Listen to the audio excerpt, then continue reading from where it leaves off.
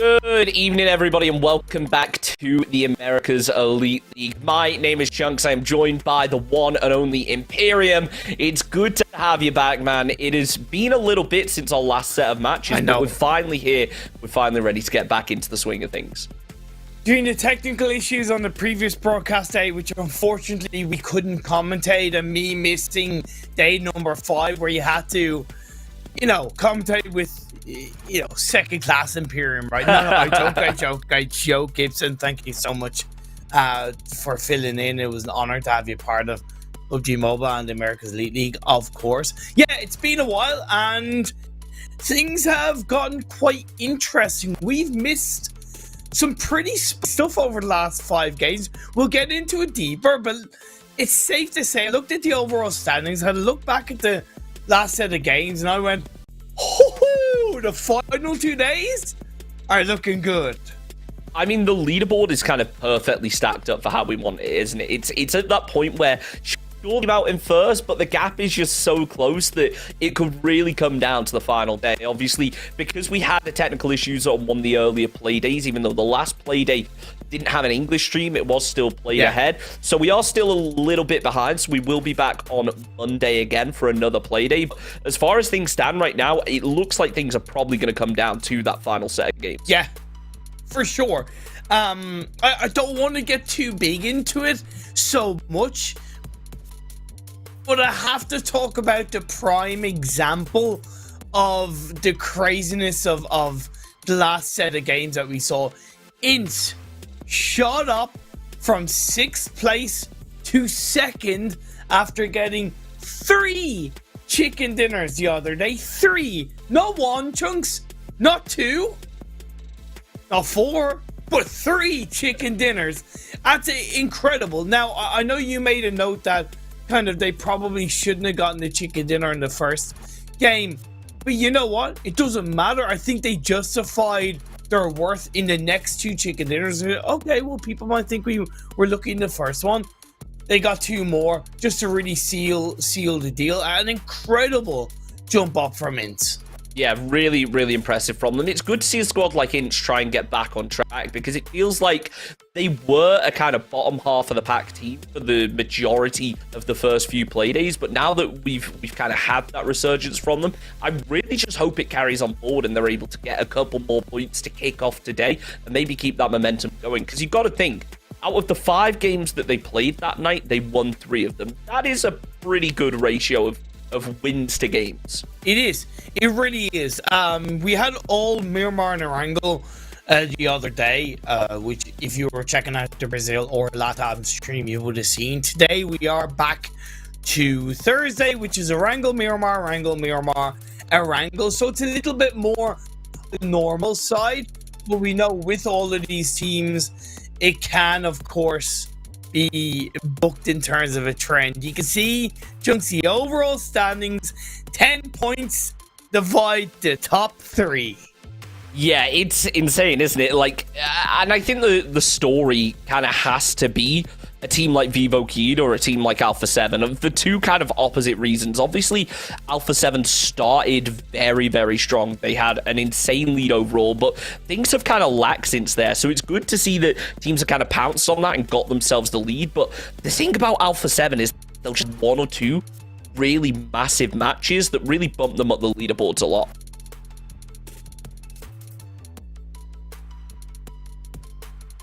So, I mean, kind of down on the other side of things, I think it's important we talk about squads like maybe XSET that we had high hopes for coming into this, but it's kind of let things go, hasn't it, for them? I hope that they'll be able to set up to go a bit harder in our final few play days, maybe just kind of regain a couple of points, show value. Yeah, for sure. Of course, Influence Rage unusually dropping down. They're normally the kind of team, and they prove to an extent over a series that they progressed and they were consistent and they went up and up and up until they ended up closing out the tournament. But dropping down from 3rd to 6th it is, of course, not the best thing in the world. Even though it looks rough that Loops, INCO Gaming, and Influence Rage are a good 22 to 32 points behind the top 3, that's by no means unachievable. That's a chicken dinner and 7 to 10 kills, right, Chunks? That is very manageable over what is 8 games left for each team. Yeah, it's a long way to go if you think about it. As far as we are in, there are still so many games left. There are so many opportunities for teams to actually get on the rise and get themselves a really strong performance out of it. So I'm really hoping that that's going to be the case. Speaking of teams that have maybe under-delivered, though, I think we maybe have to talk about LAZARUS a little bit, because I think we had really high hopes for that squad coming in. Starting things off, they were really high up on the leaderboard. They were really showing. They were kind of NA's hopes, weren't they? And it's kind of slipped since then. So I'm a little bit interested on why you think maybe that's happened. Maybe it is just the strategy of LAZARUS isn't working in this lobby. I think it's a mix of a couple of variables. One, Brazil LATAM regions are very difficult. They're quite tough. They're incredibly aggressive, and they're very well coordinated for the most part, right? That is a factor that comes into play. You also need to consider that PMPL North America is currently going on, so they could be using their North American playstyle. You kind of alluded to it, right? And it could not be working in America's League. It's not the worst thing in the world, because they can use the America's League to work on their North America individual strategies, right? Communication, positioning in certain areas of the map. That can affect them, because obviously PMPL is going to be priority. Other than that, it's just one of those things. They can sometimes start off the day on a good note, and then it kind of slips away. And other times they start off poor, and then they rise back up. There's not as much consistency with LAZARUS, so I think that's also hurt them with the factors that I just mentioned. Even Nova, well, not even Nova, but Nova has gotten ahead of them as now currently the strongest North American team. Yeah, it's a tough one, isn't it, to see such strong teams really struggling in the lobby. But I guess you did make a good point where you are in a slightly different lobby. Obviously, your focus is all on PMPL America's Elite League is as intense as the competition is, as good as the teams are, that always kind of has to be the priority for these squads. So it's going to be an interesting one to see how they manage to adapt, whether they can make any changes. This is the format, though, for anyone who is wondering. We currently have 5 groups. They've been split. They've been split into groups of 4, I should say. Yeah. 20 teams in total. 5 games per day, which means only 4 of the groups will be playing in each individual game. But each time those groups swap out, which means that if you are a fan of a team and they're maybe not playing in game number 1, it means that they're more than likely going to be playing the rest of the games for the evening. Obviously, 10 Brazilian teams, 4 LATAM teams, and 6 NA teams. So a really interesting format. Swapping the teams out, I love it, Imperium. Yeah, I do. I really like that format. It's pretty standard overall with the PMPLs. The one difference, and it's kind of a nice difference, is that instead of it going kind of game 1 group A, B, C, D, and then from there goes A, B, something, something, it goes the other way around. It goes E, D, C, B, and Group A stands out in the first game. It's not much, but I do like that difference in the format. One thing to make note of officially is that Knights aren't participating in the rest of the tournament. They have essentially quit the tournament, which is a bit of a shame to see. They, I would hope, have their own reasons for it, whether they don't feel like they can focus on America's Elite League and PMPL-NA at the same time. Maybe they feel like this tournament is a distraction for PMPL North America. That's, you know, I'm trying to give them benefits of the doubt, but just to at least officially say they won't be competing in the rest of the tournament. And the prize pool of $10,000 is now being distributed between 19 teams rather than the 20 teams. I really do like that, though, kind of the fact that even though a team has maybe backed out, we've still got, you know, good squads in there that are going to maybe get a bit more of a reward. They'll get a bit more of the cash prize, sure, maybe not too much, but it's good that it's being shared amongst the other teams because they have fought their hearts out. I don't think there's a single squad in the Americas Elite League that hasn't kind of delivered at least once, that hasn't at least shown their potential. Sure, for a lot of squads, it's kind of fallen apart. They've had really tough games and they haven't had a chance to perform, but the fact is they are all grinding. They are absolutely trying their hardest, and map number 1 is now going to be a wrangle for the evening. See if any of those squads can kick things off with a good start. I'm looking forward to it. I really am. We're going to see if Influence Rage, you know, rise to an extent, BULUC and INCO can get back up there with the likes of Alpha 7, INTZ, and VIVO Kid. Obviously, a noticeable couple of teams are going to be missing in this game number 1 of the day. That is going to be BULUC, ISURUS, Honored Souls, and VIVO Kid. So VIVO Kid sing out this first game is technically a good thing because it gives them a game in hand over a couple of teams, but it now is an opportunity for Alpha 7, INCO, and the teams that I mentioned to claw their way back up there and create a bit of a cushion. It's time for them to strike. We'll see how it ends up working out, but a fairly eastern playing path to kick things off. I think this is going to be an interesting one because we get a lot of them playing paths and teams usually kind of prefer to stretch to their drops. But if you're a team that goes maybe Primorsk melee base, do you think that's still the strategy? Because it feels like for those teams, they're kind of used to rotating in an extremely long way. So I don't think it would be to their detriment to maybe go and drop in their normal place and then take a little bit longer to get in just to make sure that they're looted up, which is typically a bit of advice that we kind of say the opposite about to squads.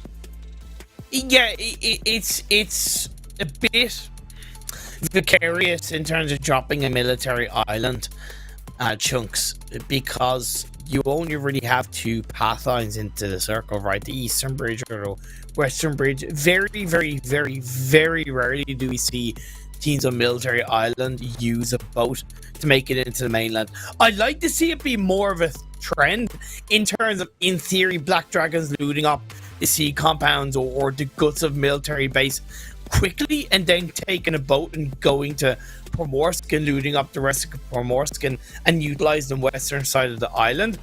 I would honestly like to see them do it because it's rare.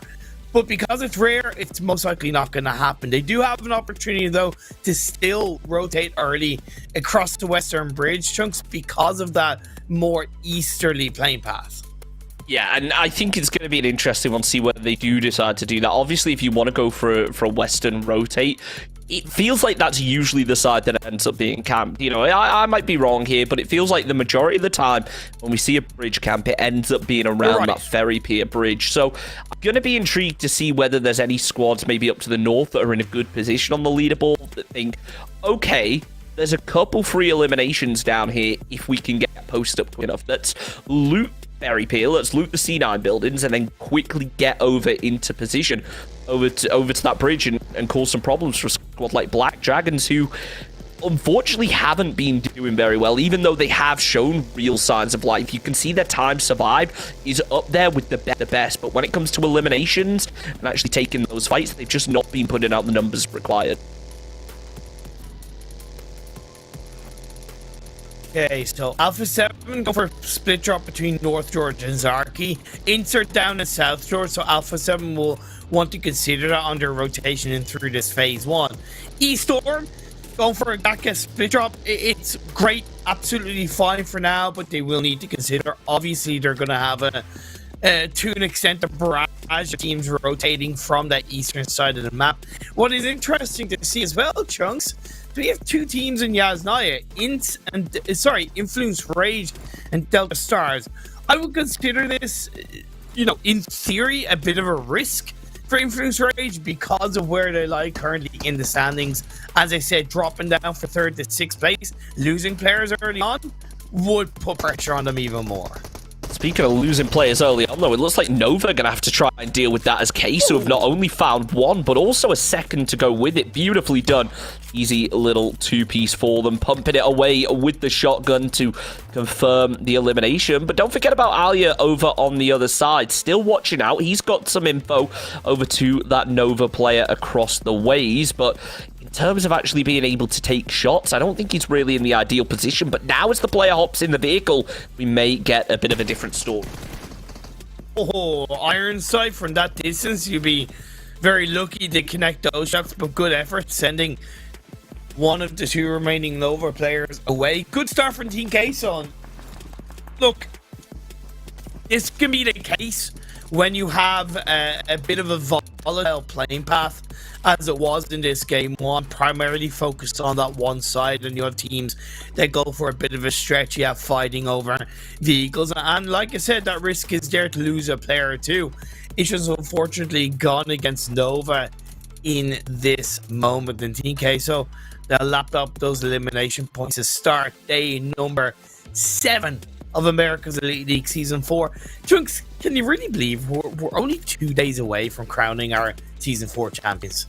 It's exciting, isn't it? It feels like we've come such a long way and there's such a stretch left. But no, we are down to just a few games left. So I'm super excited, and with the way the leaderboards currently stack up, that's kind of making me more excited. Is almost the storylines that are going to unfold, the teams that are going to be forced into really tricky positions, those do-or-die battles. And for me, it feels like Nova could potentially be in one right now as they take a couple shots over towards the rotating XSET player. It may actually cause some problems for Team KSO.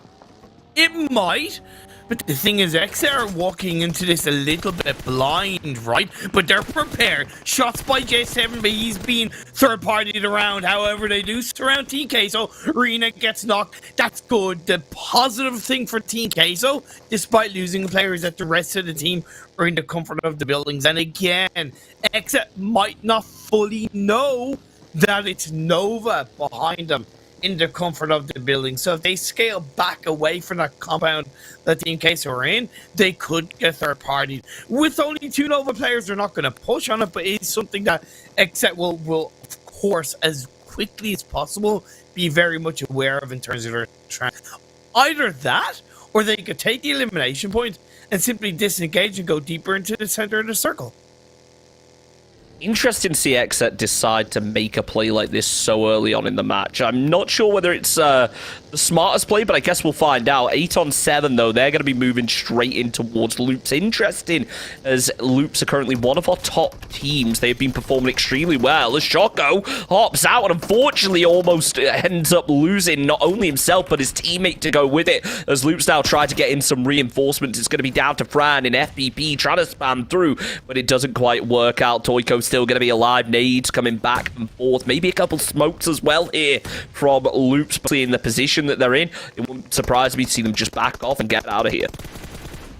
Loops are currently the highest elimination point team in America's League Season 4 with 144 elimination points, 11 ahead of the closest team, which is Alpha 7. So to be ahead of Alpha 7 is certainly a sign that you can indeed frag out. Polaris, unfortunately, being called out by Influence Rages. They moved away from Yasnaya. Delta Stars went over to the east. Influence Rage went over to the west. They disengaged away from each other. It's Polaris to pay the ultimate price. Influence Rage now trying to make a bit of noise. You can see ATON 7 having very successful battle up against Loops. Nicely done to be able to finish that one off. They're just going to be looting up. Can you blame them? Look, they haven't really taken much time to loot. It didn't feel like they were really looting for that long. So being able to get those bodies in the early game, especially after likely burning through a bit of utility, is going to be very helpful. Black Dragons, though, we spoke about this potentially being a team to get held out. We were expecting it on the bridge, maybe not on this hillside now, as a bit of a nade battle starts to come out. XSET appear to be repositioning and avoiding the fight. This is very interesting. This is the second fight they've kind of dodged in the space of, what, 8 minutes in this game? I look at that as now they did lose a player. They came into this lobby as only a 3-person team, so they're automatically after losing a player down to 2 XSET. Chunks, the disengagement makes even more sense, but I do still look at that as quite sensible play because XSET, it's a bit of a domino effect, right? Because XSET got caught up with Team QUESO for a small period of time. It allowed Black Dragons to cross that bridge and kind of get ahead in front of XSET, and they got the elimination point. And that's just sometimes the way the cookie crumbles, and that's why early fights are a bit of a risk, especially so close to the center of the circle. Good play by Black Dragons. You see as Phase 1 starts to close in. INTZ playing through Everest/North Ruins. They have plenty of space in front of them.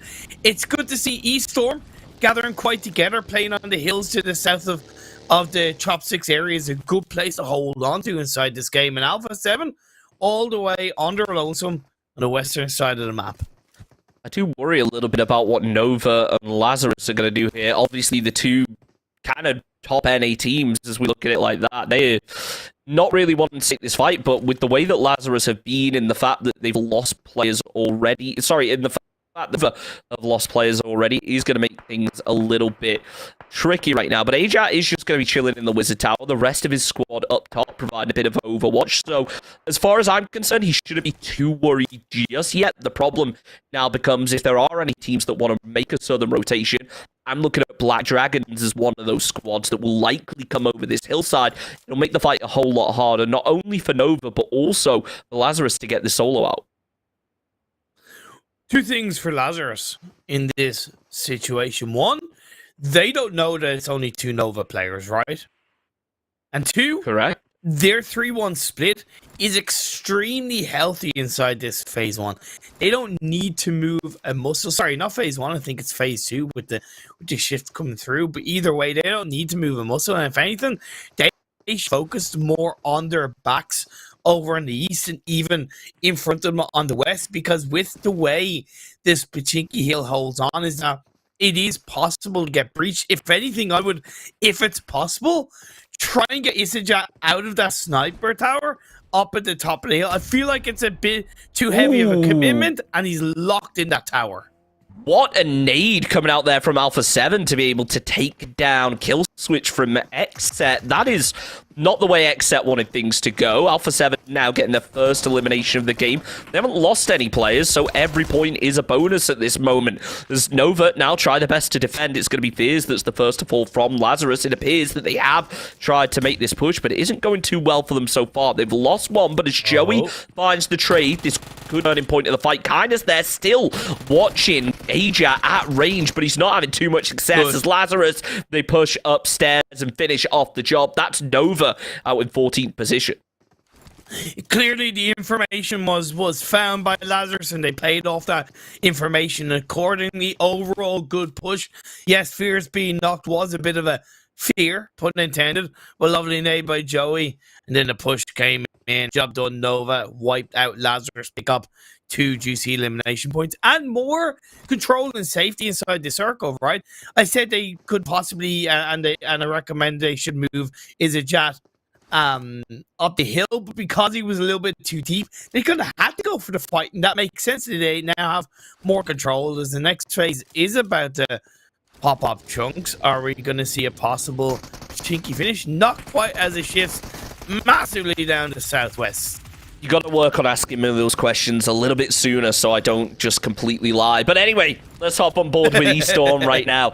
As they managed to take down one player. That's the second elim of the game. It was INCO, I believe, with a team to really take a casualty there. But they're maybe forgetting that there is Rise on the other side of this hill, and there's no real way they would have known of it. Rise is just starting to flex out now. They just need to move players a little bit closer. It's a clean 4v4 fight. ESTORM will be completely open, and Rise should be able to finish it off easily, but as of now, it doesn't look like they want to get super aggressive. They're a little bit worried about ATON 7 coming up behind. Shots by Rafina. Looking to connect. Ronaldinho's knocked. They're kind of taking 2 fights at once as ATON are getting into the mix, like you mentioned, with the vehicles in play. The 2-2 split is working out for Rise as they're able to give a lot of cover from both sides, right? The pinch is in, and ATON are just kind of scrambling like headless chickens, rolling through the fields on the vehicles, but surprisingly, they didn't lose the player. Shocking, almost. When you rotate through like that, you maybe expect to lose 1 or 2, but really impressive to see them still alive. ATON, though, look at this. Milos is extremely low. Gonna have to try and heal up himself as they just go and play a shack, which I can hardly blame, honestly. They want to go for those placement points, and it's sometimes better to get into those shacks way too early and surprise people, catch them off guard, than it is to get in maybe a little bit later and have to fight your way in. INTZ, by the way, currently second place in the overall standings on the western side of the circle, very close to Alpha 7, who have a 4-person split. Alpha 7 are in third, and they are currently divided by 3 points in overall standings. I know this is only the first game of the day, but seeing the potential clashes of the top 2, top 3 teams in these games is just salivating and just so important. Because every point counting, if you see, let's say, INTZ taking out Alpha 7, that could be the reason why INTZ take this Season 4, or the other way around. It's so important, and it's just so important to highlight. We're not even talking about the fact that, you know, if a team was to lose 2 players against another squad that also loses 2 players that's up at the top, that also kind of completely changes the game because it opens things up. The team's a little bit on the leaderboard to start making something happen. Speaking of which, let's hop on board with Influence Rage as they try to bully Alpha 7 further and further down. 2 top teams yet again scrapping. Influence Rage kind of got in between INTZ and Alpha 7. I don't know how that rotation was technically successful, but Alpha 7 got the knock. They're now going to look to push in on this. It seemed like Alpha 7 had a player playing up top and they were just afraid to get aggressive. Influence Rage made the most out of it, and it seems to be going their way, but they have lost Lil Boy, as Kalsky is going to be able to find that one. Beautifully done. Follows it up with yet another. Carrillo now hopping in the vehicle. It's only him and Swagwin left up. They're going to be moving away, but you know what? Free loot, free eliminations. You'll take that if you were Influence Rage. They didn't lose a player as well. Alpha 7 looked to push, but I would kind of put that down to the fact that Alpha 7 were heavily split. So even though they got the knock, it was just too long for them to retaliate. We move on over to the fields outside of Ferry Pier. Rise going up against the side of ATON, and ATON are down just like that. Rise with a beautiful push onto that one to be able to make it count. That's 2 squads now falling in the process, down to just 11 teams left up. And honestly, this open of a zone, it wouldn't surprise me to see that quickly drop down even further. Black Dragons are actually in a very good position. They took this one so early on, and they're seeming to make it work, but the only thing they maybe lack is going to be hard cover. Now, they have players anchored down to the south, but as you can see on the minimap, that's not going to be too easy to deal with, as now it looks like Team QUESO want to make a crash in. Plus, the one compound that's in the center of the circle is still unoccupied. INCZ did send Renans to kind of scout it, and now they sent it in as a full squad. Oh, Martins, look at this on the roof. QUESO have no idea. You can see Nicholas try and cause a bit of a distraction. Zeeks does the same thing. Martin's going to be able to take down Tuna. This is beautifully done from above. Can he follow it up with a second? No, he actually gets knocked, so this puts him in a really tricky position. Federal takes down Fraggers as well, as things just start to fall apart. Black Dragons try to make anything out of this fight. The nade does come through. A second one really needs to land inside the front of this building. That's what Talents is going to try. Actually goes around to the side. Delta starts out in 11th. Black Dragons with only 2 players left up, fighting tooth and nail. Eats pushes in, gets himself the knock, follows it with a flush. Nicholas going to swing round the side as well. Has similar success. That is Team QUESO falling, but Nicholas just set himself on fire, and he might be flushing himself out here. Okay, Black Dragons, chill. Chill. You won the team fight. Don't get too excited and just molly each other. It was obviously just a residue of the molly that was inside the building, and Black Dragons thought it would dissipate as they just recovered from the team fight, and it was just a case. Either way, Black Dragons win. Good play by Martins. They're still up with a full squad. They are kind of locked in that garage area to an extent, because Lazarus are a little bit behind them. They've been slowed down. Salt, the last player from Polar Ace, has a hell of a lot of teams around him, so I can't see him surviving too much longer in this game, while Influence Rage has a full squad on that northern side of the circle. INCZ are in the center, in the only compound that's really looking to be inside the late game. See soon enough when it shifts, but I gotta say, really impressive play from Lazarus to be kind of aware enough to know Black Dragons were pushing and take what is ultimately one of the strongest positions straight away from them. Rise are prepping for a bit of a rotate, and they are gonna have to make a move. Only 1 compound now in, and kind of half a hillside, so you got to think things are going to go INT's way. But with Black Dragons and Lazarus both down on the southeast, we might just see a crash come through. I don't think a crash will happen, because I think there's enough of the Ferropier Hill that can hold 1.5 to kind of 2 teams, right? And every other team that's kind of on the north, Rise, Influence Rage, ESTORM, they're probably going to commit to the fields on the northern side. So I think most teams will stay where they are. When I say stay where they are, in terms of they're where they are, and no crash will happen. But it could be the opposite. Maybe you were the prophecy chunks. Rise, they're crashing in. I was guessing that at least 1 squad was going to push. I was really just taking the gamble with where, because there's so little space in a zone like this for a northern team like Rise to then move down to the south and take that hillside with no info. It kind of just doesn't make sense, and there's no other dips they can play unless they want to crash into another squad, and they've already won that, so the chances are kind of lower. But Rise are going to try and make this work right now. In they come to INT, but they still have to be careful, obviously, with Black Dragons and Lazarus both starting to reposition around the back. Rise kind of seem happy just chilling here. It doesn't look like they fully want to eliminate the players from INTS right away, because I think they realized they would be at a disadvantage if that was the case. But I think they're at a disadvantage where they are for 2 reasons. 1, they can get third-partied if they're on the other side of the wall, and 2, that warehouse is notoriously hard to defend from. In my eyes, INTS still have the control of the compound. The only thing that can benefit Rise is if the next phase shifts once again to the west, and Rise are able to gatekeep INTS. INTS own the compound, but Rise are squatting. How about that? Anyway, Rise feeling pretty good about this one. They're actually kind of working together to players over in the field. You can see Renan's there going for a spray, but it was actually a Rise player who managed to get the knock off of it. Mufasa's still putting in work, making the most out of the high ground. Exactly, Neto's just going to be waiting here, goes for the wide swing, nice little hip fire. This is going to open things up now for Rise. They realize that they are push. Renan's going to move in as well. Molotov's coming over. They have a perfect read on where those Rise players are going to be. Rafinha potentially could get caught out here by the Molotov, but it does land in the wrong location. Alpha 7 also throwing out some nades as well as Rise Esports do what they can to remain in it, but INTZ are just sweeping through and leaving them only a brick wall to defend.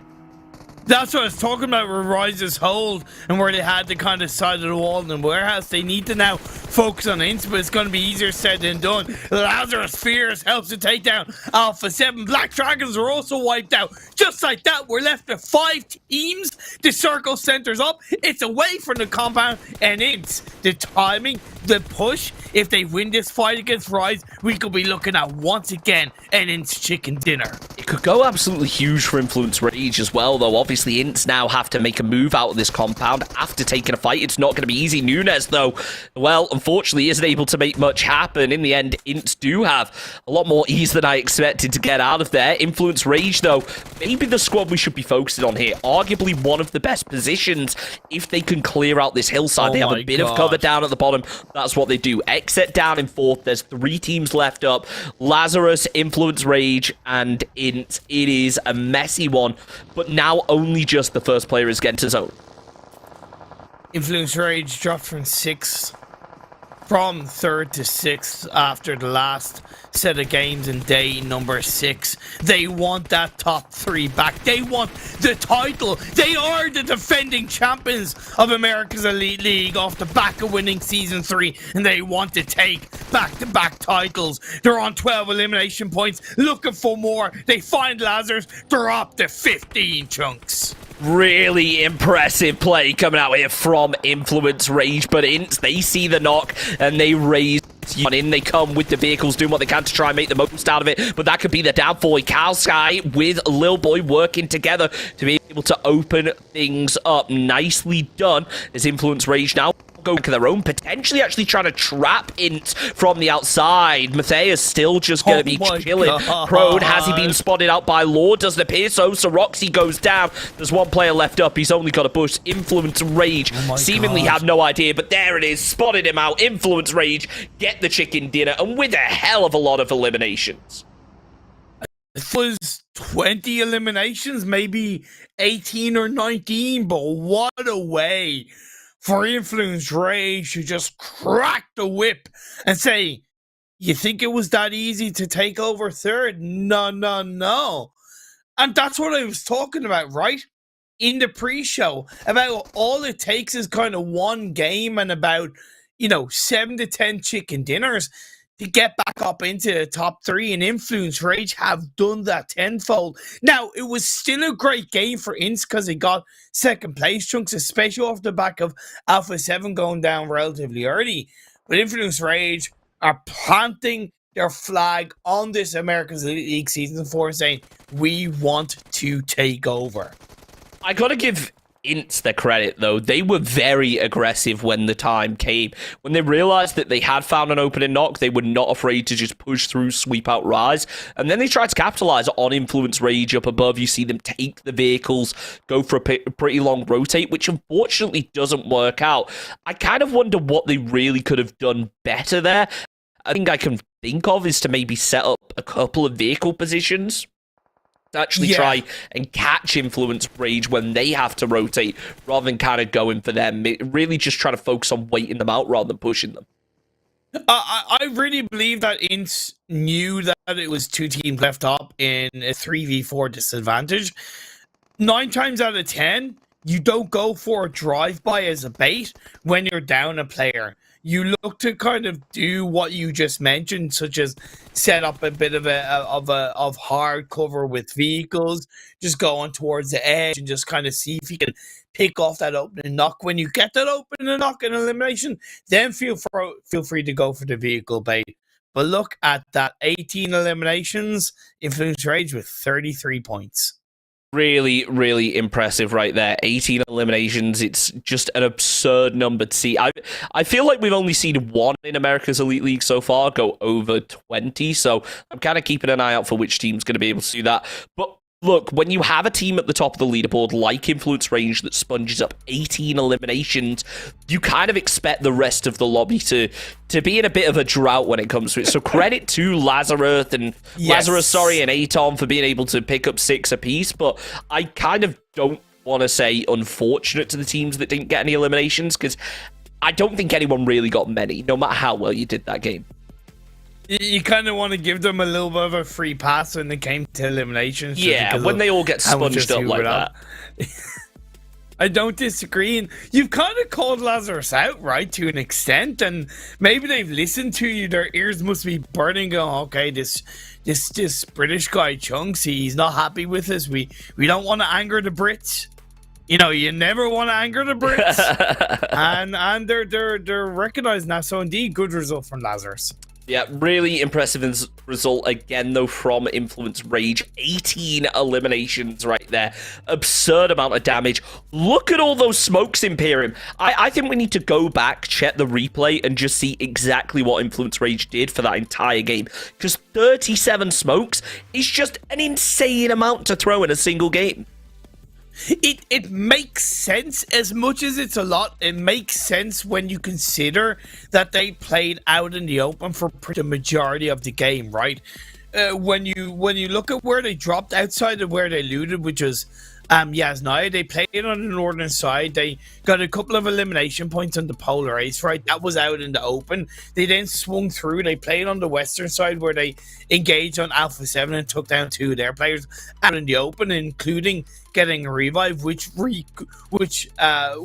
involved a lot of utility, right? And then they were playing out in the open on the north side. So it does make sense, the amount of smokes used. Yeah, it makes sense, but it's just insane to think about. They must have been popping them left, right, and center that game. I mean, if you think about it, that's averaging what? Like 1.2 smokes a minute or something, and then you take into account they didn't throw them till the late game. That was insane. Let's take a look at the overall standings, though, see how that works out. INTZ still hold on to first place, but a 1-point gap, between second and third. That's only, what, 7 points between first and second? It is insane. If Influence Rage, VIVO, KNGHT, hell, even Alpha 7 have a strong enough game, they take first. It is coming down to the wire. Mate, Influence Rage jumped from 6th to 2nd in one game. That's how close it is. That's how close it is. INCO jumped down from 4th to 5th. Influence Rage basically just pushed a good few down. Now, I want to see Loops do the same.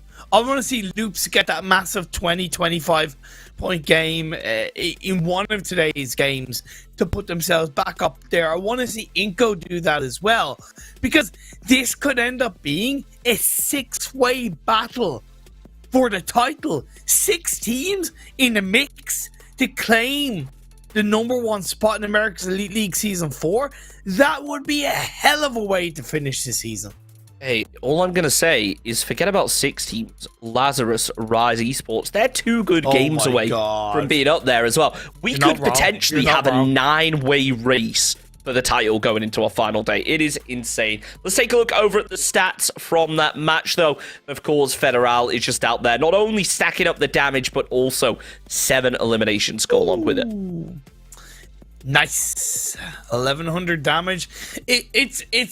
It's just something that's, to an extent, a little bit special when you see one player with over 1,000 damage. We kind of call that in the PMPL EUS the Calaris special, because he's on the analyst desk for PMPL EUS, and he always makes a bit of a noise when a player gets over 1,000 damage in the game. So yeah, good stuff from Federal, and then Kowalski getting 5 assists. It was just a very strong team game from Influence Rage. Really, really impressive all around. Definitely a 1 for the books, especially if you're an Influence Rage fan. But I have to say, the fact that they were able to get multiple players up there on the damage is really impressive to me. Taking a look over on the other side of things, though, it's not really surprised to see a Rise player up there as the top healer. The amount of of scrappy engagements they were taking. It's not really shocking to see them have to heal up so much, especially considering they were still a 4-man up until they crashed in. True, but a bit of criticism for Rise, I suppose. Especially Mythic, they're more known for being aggressive with eliminations than they are with healing, and that Rise crash on the INTZ, great initial crash, but the execution was poor. They should have looked to being a bit more aggressive. The initial maybe slowdown while they scouted the area around them was positive, but they should have been more aggressive on the INTZ. Yeah, really, really impressive match there from all the teams involved, but that's game number 1 down. We still have 4 more left to go. Do not go anywhere. We will be back in just a couple minutes with game number 2.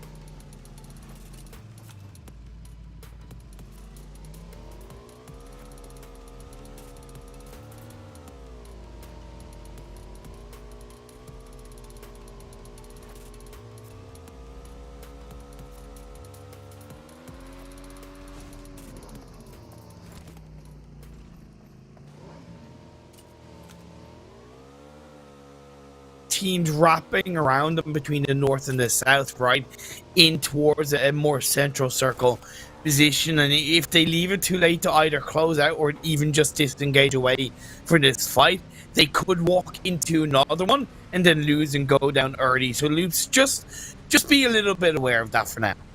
Yeah, they have to be very cautious with this one. Obviously, every team at the top, kind of, it feels like that. Every team does have to be cautious to a certain level, but I feel like it's a different beast, isn't it, when you really are, you know, up there. You're a squad that has had strong performances match after match. There's kind of a lot of pressure on your shoulders to not let that kind of momentum slip. Yeah, of course. You know, I know that the mental game is the most important part of competitive gaming, in my opinion. When you're getting to the higher level of an esport, most teams have the same gun skill, the same, you know, pure reactionary skill, right? Then you do have, obviously, research, analysis, you know, the kind of preparation around that. And then outside of that, when you're able to deal with the pressure, it still allows you to focus. Loops didn't focus. Koi caught another player out. Loops are down to 2. Probably shouldn't be happening. Is this the pressure getting to Loops? It felt like Loops really had the jump on this fight. Like they were going to be the ones to come out on top. Obviously, having found those opening eliminations, Nova, even with only one player left up, he still stands a chance. Never mind, Stoico just beautifully times the nade and completely destroys my entire point. Nicely done from Loops. But look, they've lost 2 players out of this. That's not the way you want to be starting a game. If you're a, you know, momentum-based team, you want to be getting a big start early on. And you can see an example of what I was highlighting about them early on as well. In's kind of getting the run in ahead of it into a more central circle position. You now have the likes of ESTORM behind them on the high Minas hillside that overlooks Minas Generals, and that's something that Loops could be punished for. Luckily, they have a good bit of space down the south side of them around La Bandita, but again, they could be thinking, oh wait, we're pretty late into phase 1 blue zone starting to close in. Maybe that area is also taken. It's not a bad idea for them to wait until phase 2 pops up. Again, it just feels a little bit like quicksand for Loops, where you know, they're kind of stuck in Minas. The more they maybe look to move away from it, we'll have to wait and see. Other teams and where they are located in this map: Lazarus on the west side, playing through the main road down south. You have Honored Souls still looting up Sarah and Alpha 7.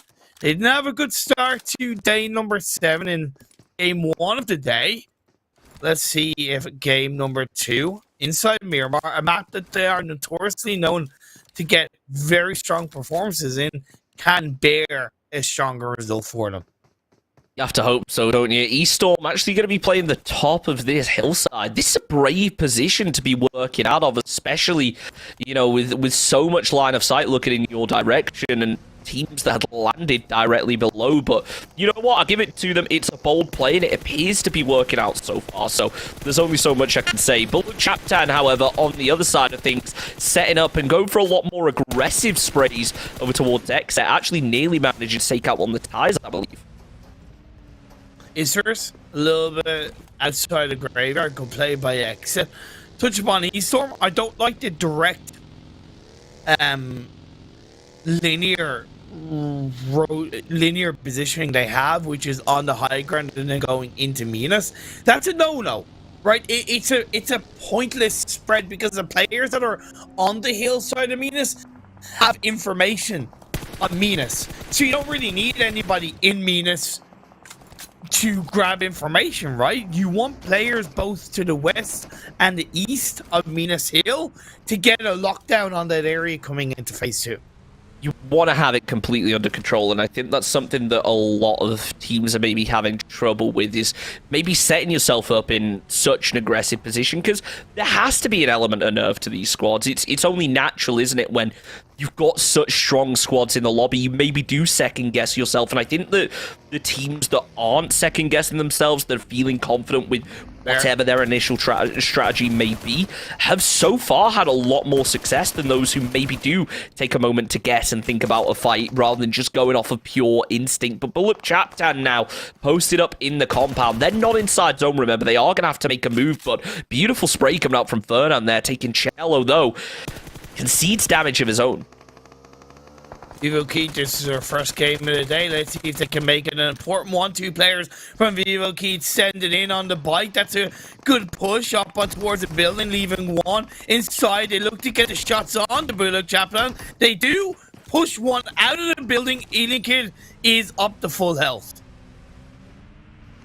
And still just holding, doing what they can to try and get a little bit of fire in this position. But VIVO KNGHT seem to be making the most out of this.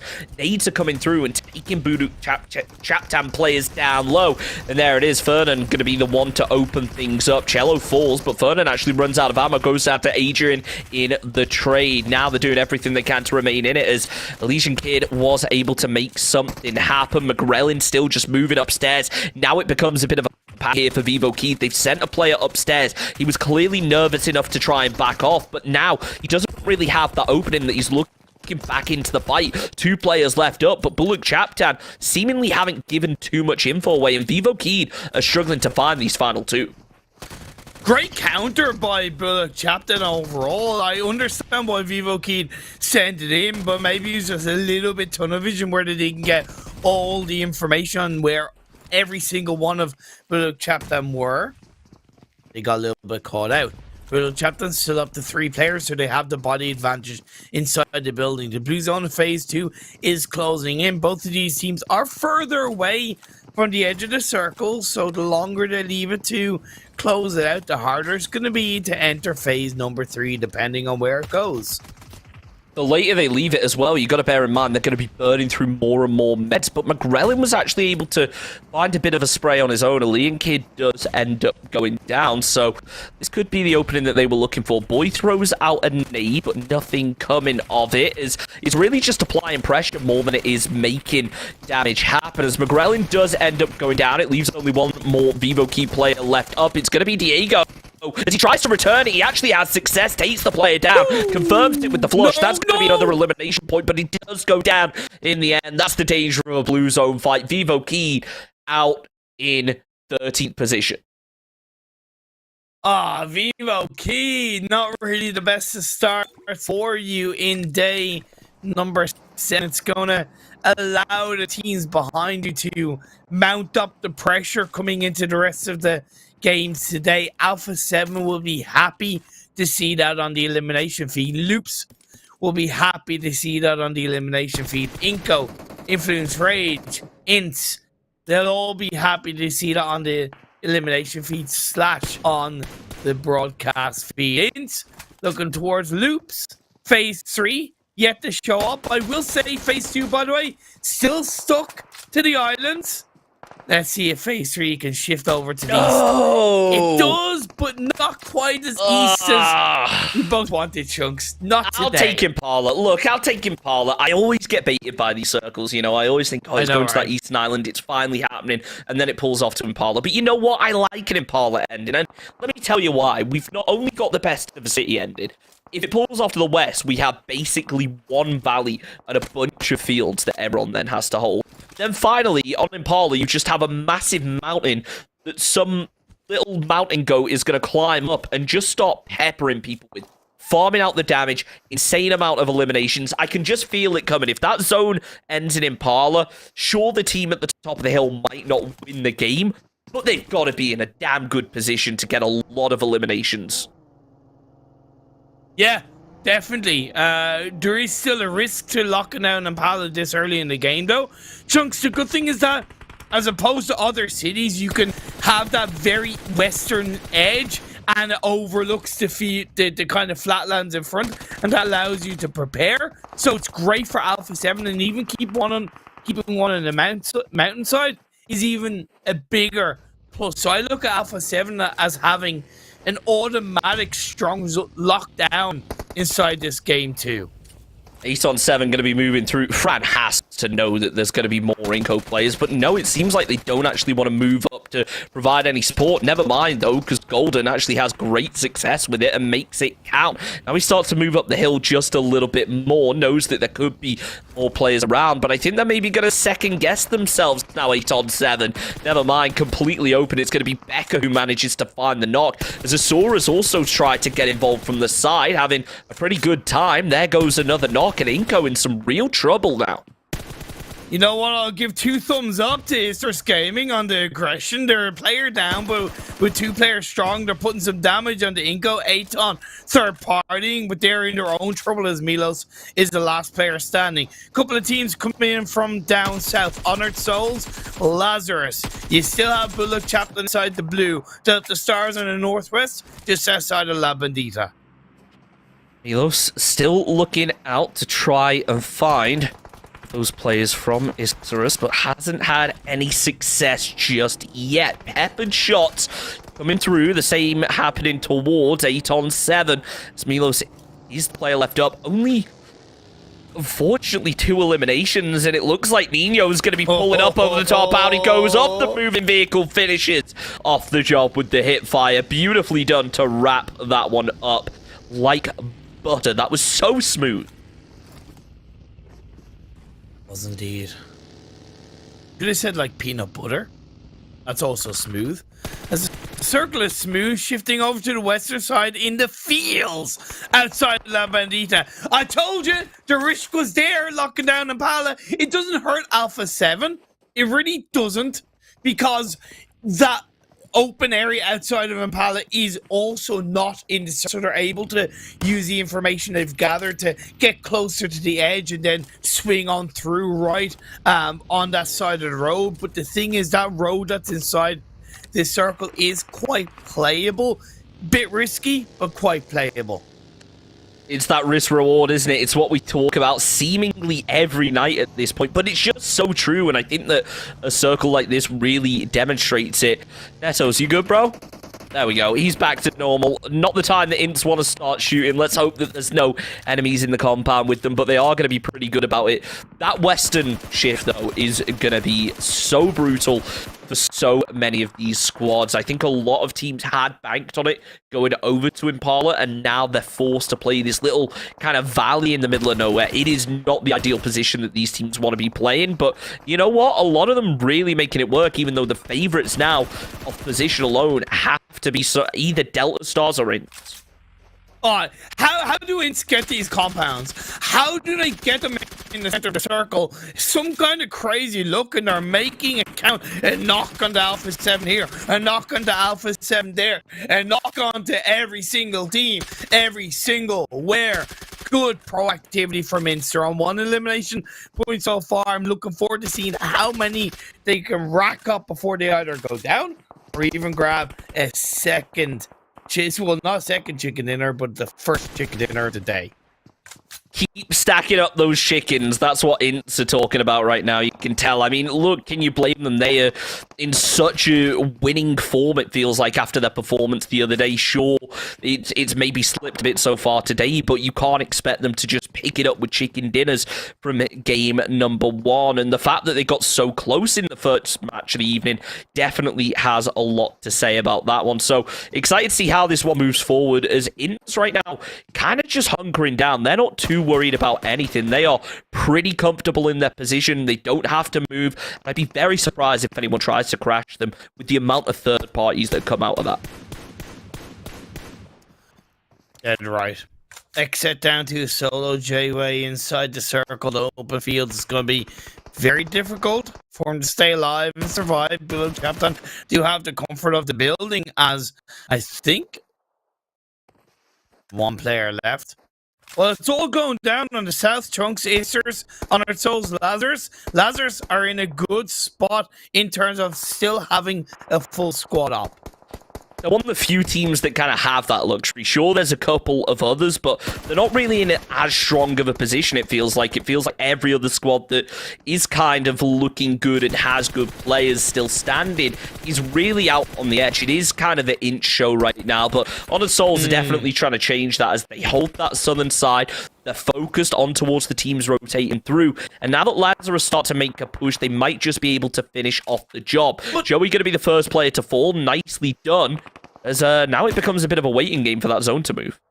I know the circle has centered up now and it has moved, but I low-key don't get why Lazarus didn't maybe look to send the player to the roadside, which has a bridge that you're able to work with, stay somewhat safe from, and peek up to get both information and shots. I know it shifted away, but they didn't know that was going to be the case, and I felt like that would have been a safer move, or at least a bit more of a proactive move. Either way, they're still the stars of the show. They haven't increased their elimination points, but they have somewhat increased the control inside this game.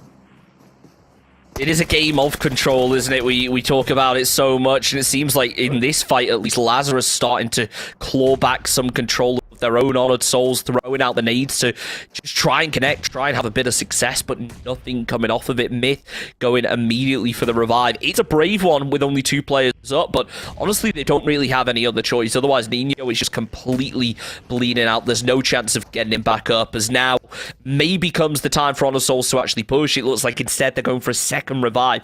This is brave, Imperium. As far as I know, oh my lord, is a chat on the CG god. Pedrino with a knock. Sorry, not a knock, it's Myth with a double knock. So this is technically a 1v1 now. Blintz came in to get an elimination steal, and then Rise, not Rise on the other side, it was actually Alpha 7 if I'm not mistaken. Basically, Jack is pushing in, he goes for the 1v1, he gets a drop shot, he gets the squad, he saves Lazarus's game. Really impressive to remain in it. BULUC CHABTAN, though, let's see if their final player can have the same success. Still in here as a solo and struggling. Delta Stars have the read. Out comes the nade, and that is beautifully placed down. Go BULUC CHABTAN. 6 teams now remain, only one of whom can be crowned our winner of this match. 2 teams have full squads left. That is ESTORM and INTZ. Now, ESTORM are all huddled up together on the southeastern side of the circle. They've at least been able to take down Alpha 7, who are behind them on their back, so their focus is in front, but it's going to be easier said than done. Delta Stars, good play. They had 1 player in the anchor point position in a circle. After taking down BULUC, they looked to send the rest of the team over to Escanor, but unfortunately they lose a player. Fortunately so, as ISURUS still just going to be laying there, not making too much noise. Escanor actually opens up with a bit of his spray of his own. Unfortunately, though, it doesn't work out. Delta Stars still kind of waiting, but INTZ have had to move out of that compound. They've got players flex now, which means that they're showing a certain level of confidence and aggression. I think that most of these teams now really just hoping it is going to be like the INTZ of last game, where they maybe get a little bit overconfident, but surely a team like INTZ has probably learned from last game, change those mistakes, and they're not going to do the same thing again. They are playing so passive while also getting amazing positions. It feels like a bit of a juxtaposition, but it's working. But to be fair to INTZ, they actually started moving out of that compound before the circle shift. So they've been proactive. So that's some good preparation, and it's allowed them to whittle Delta Stars down to a solo, look to create that entry point into the northern side. Matthews has sent himself into the circle as an anchor point, and once again, this is good proactivity from INTZ. Nicely done, as Delta Stars really just lay here and wait. There's not much else that they can do. ISURUS also just waiting. Martino just going to be laying prone. He is the last player that wants to be making a move right now. The biggest concern for him, it feels like, is going to be those teams down on the southeastern side that are starting to flex their way in. Players like KNGHT from LAZARUS, and of course, the entirety of ESG starting to flex in themselves. But I kind of wonder how ESG are going to meet this here. I'm not sure whether they really have too many vehicles to work with outside of this, but in goes Sazzy to try and open something, and down he goes. That's going to be Delta Stars out in 5th. Martino knows exactly what INTZ can do on the third party. The second he gets a kill, he's instantly on the drop spot, as this Jack can do nothing. ESTORM come in. Isers Martino looks for the shots, but it's gonna be INTZ to control it. Theus now gonna hold that truck as Netos moves over for support. Really beautifully done from INTZ, but they have to try and get as much kind of width control as possible here. They need to realize the ESG have a bit of distance. They can continue playing flexed and try and pinch them almost, but it's a risky game. They've got two players in one position, so Roxy can't really provide too much cover right now. So INTZ kind of have to make their own. They've got a vehicle. They've got themselves a little bit of hard cover, even if it is a bit scrappy. But now that that zone comes in, it opens up even more possibilities for either of these teams. This is a perfect spread for INTZ. It's pretty much a 3-1 split, as Renans does take a bit of damage. Walls on the off angle. It's also a good spread from ESTORM. INTZ now looking like they're in some serious trouble. ESTORM obviously going to be getting a bit more aggressive. Walls is spotted out by Renans as the frag grenade comes over. Not sure how successful it's really going to be. Seemingly not very, but still applying pressure at the end of the day. Walls moving back to group up with the rest of the team, realizing the zone has gone their way, and it's INTZ that really have to push. Now, if Luis and Walls just hold this position, they just lay down prone, they use that TPP to their advantage. If INTZ do try to push, they will have the jump. The only downside is Imperium. They will be wide open to those INTZ players pushing over from above them. ESTORM have the low ground, so they're able to use that dip to their advantage. And you're right about kind of just laying there, but they also need to be proactive. And to give them credit, they are trying to be as proactive as possible. Walls is doing a lot of work to suppress INTZ.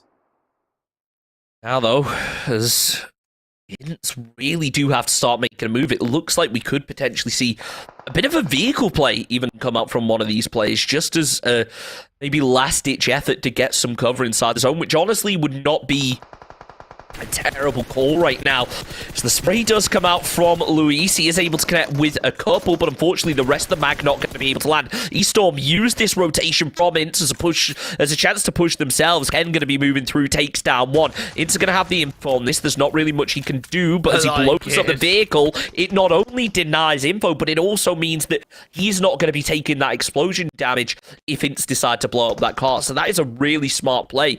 And now INTZ are just backed up against the zone, basically. Good attempt from Matthias to go for a vehicle play, but it has to be better coordinated. It wasn't, and now they have the body disadvantage, especially with Renan's getting knocked. Ronaldinho moving down to the side, as Ken also going to be flexing. Walls is the only player who has fallen from ESTORM, and 6 eliminations go with it. Definitely makes you feel confident. They get more and more kind of sideways zone control, and there it is. That's the opening knock, and this surely is going to be the end of things for INTZ if Netos can't get the reload off, find a second player stat, but it is only a 2 versus 1 situation right now, as INTZ still just about remain in it. The zone has shifted the way of ESG. It's going to make things tricky, but Netos manages to find a knock onto Ronald. Down he goes, out he goes, the info being denied, and now INTZ actually going to try and get themselves a bit of a revive here. It's going to be tough. They're on the fast side of the zone, but just getting a player up to peek out, to cause a distraction, make Ken think, oh, I found a free kill here. It could work out huge, but no, the wrong player ends up peeking. It should have been Zeroxy to peek there. Neto should have been on the rebound to try and return the fire. He could still make it happen. Takes the player down low. One more bullet will probably do it. Ken's going to fall, and INTZ clutch themselves out a chicken dinner in no easy manner. Whoo, that was definitely a lot tougher than I thought it was going to be from INTZ. I gotta give credit. ESTORM have been a team who have been rolled over game after game after game, especially in the early parts of this tournament. But they put up a hell of a fight right up until the bitter end. A tiny bit of a choke as Ronaldinho stayed prone. I don't know why he slowed down along with Ken. That should have been the automatic push, but maybe they weren't quite sure if it was a 2v1 against him. I don't know, but either way, they should have just continued to push, because even though, you know, Netos had the cover to create, all it required is two to push together. You peek, get shots on the one, and your teammate is getting return fire, right? That kind of thing. But they allowed the kind of 1v1 to come through, and Ken, hell of a work. He knew he needed to push for the most part. He nearly got the job done. It was the right player that ended up getting knocked because the heal came through. And in the end, Ken lost it. Good play by INTZ. Good attempt from ESTORM. It felt like it could have been a different story there if Netos had maybe chilled out and his teammate was the one to peak. But in the end, look, it's the same result. Amazing clutch coming out right there. 9 eliminations there for INTZ, 7 for ESTORM. A bit more of an even distribution across the board, it feels like. No one really sponging up every elimination this game, like we saw in game number 1. Yeah, of course, it was a scrappy one because of the circles, especially from phase 3 onwards. Oh, phase 3 or phase 4 onwards? Yeah, phase 4, where it shifted massively away from Impala. A bit of a ping pong shift, to be fair, and then that put a lot of teams under pressure around the fields outside of La Bonita, which obviously INTZ had a stranglehold with the compound in play. 9 eliminations, 24 points. INTZ looking good at the top of the standings. Not really the right game for VIVO. Alpha 7 as well. Another poor result, only 5 points. It's not bad, but again, it needs to be more, Chunks. Really does. I mean, for the teams that are at the top of the overall standings to now start slipping up, it feels like this is not what they wanted. They need to continue stacking up those points, because INTZ are just going to start kind of tearing away with this, because that was a second place, now a first place. Both games they've had a decent number of eliminations. They could very likely start tearing away with this, and that is not a situation that it feels like any of us want to be in. As much as we're supposed to say neutral Imperium, it definitely feels like we want all of the teams on as much of a level playing field as possible. We don't want INTZ going off and stealing it all in, 3 days left. We want them to come in, have to fight until the very end, and then have this big performance in our last match. Creates more drama, creates more entertainment, and it really kind of leads into a nail-biting result. INTZ with 11 smokes. I'm a little bit surprised with the lack of smokes that were used in terms of when they had to move out of the compound, right? I would argue maybe it wasn't enough utility used. Did they not pick up enough utility? I don't know, but I would look at that and go, that's a lower amount than I expected. I think a part of it is the fact that they were in that compound for such a long time. They were maybe realizing, we get into the end game, let's try and spare this. And I think that's maybe part of it. Let's look over at Netos, though, because he basically clutched that out for the team. There's no other way to put it. Sure, he didn't get the final elimination, but he's the one who took down 2 players, got the revive on his teammate, peeked out to cause a distraction, and is kind of the reason that INTZ won that game. I don't think there's any other way to put that. Yeah, overall, he was really a massive overarching impact, and you can see with the top eliminations, the top damage, the top assists, it was Netos all the way for INTZ, especially grabbing that chicken dinner. Again, props to ESTORM. Ronaldinho with 3 elimination points, the second highest damage with 737, and then also getting 3 assists. He was pretty magical for ESTORM in game, which netted them a second place. Yeah, really impressive indeed from ESTORM to actually make it to that point, because they're a team that it feels like end games have been few and far between from them. We should probably talk about LAZARUS for a minute, though, because they had a fairly strong game as well, considering just how far they had to rotate. You can see the stats there.